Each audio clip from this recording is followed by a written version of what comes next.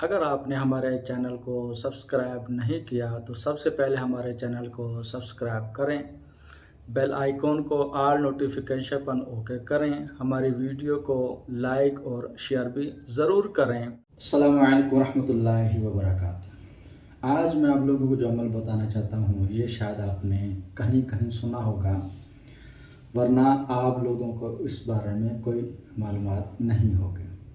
अमल ये है कि नमाज सुबह के बाद आप बैठकर तसव्वुर करें कि मेरे ऊपर नूर का पर्दा आ गया, चादर आ गया, कड़ा आ गया, और अपने आप को अल्लाह तबारक व तआला की हिफाजत में दें। मगर ये अमल आपने जब ये करने लगे, आंखें आपकी बंद हों, तसव्वुर यही करना कि मेरे ऊपर कड़ा लग गया या नूर की चादर आ गई, मैं अल्लाह की हिफाजत में आ गया हूँ। उसके बाद एक अमल मुख्तसर है, सिर्फ 14 मरतबा आपने या अज़ीज़ो पढ़कर आपने गिर्द जिस तरह का हसार लगाया जाता है, कड़ा लगाया जाता है, कड़ा लगा लें।